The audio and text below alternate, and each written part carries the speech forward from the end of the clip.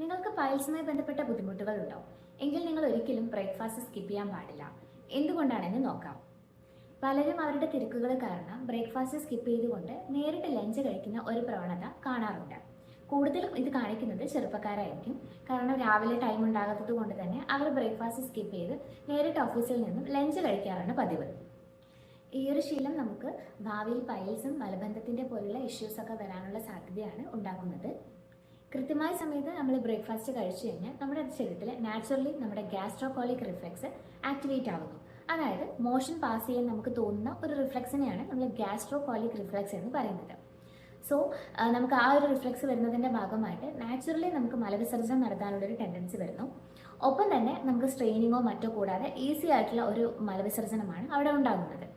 നിങ്ങൾ breakfast skip ചെയ്യുന്ന സമയത്ത് ഈ ഒരു റിഫ്ലെക്സ് ആണ് അവിടെ തടയപ്പെടുന്നത്. സോ ഈ ഒരു സമയത്ത് മലം കൂടുതൽ സമയം നമ്മുടെ മലശയത്തിൽ കെട്ടിക്കിടക്കുന്ന ഒരു അവസ്ഥ ഉണ്ടാകുന്നു.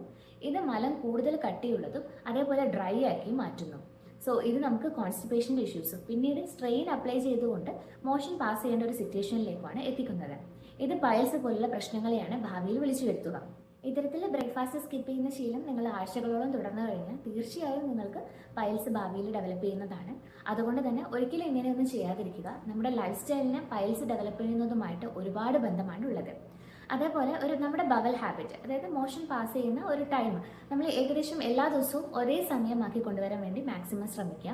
ആദ്യത്തെ ദിവസങ്ങളിലൊക്കെ നിങ്ങൾക്ക് ബുദ്ധിമുട്ടുണ്ടാകും, എങ്കിലും അത് ശീലമാക്കി എടുക്കേണ്ടതാണ്. ഇറഗുലർ ആയിട്ടുള്ള ഒരു ബവൽ ഹാബിറ്റ് നമുക്ക് മലബന്ധത്തിൻ്റെയും അതേപോലെ പൈൽസിൻ്റെയും പ്രശ്നങ്ങളാണ് വിളിച്ചു വരുത്തുന്നത്.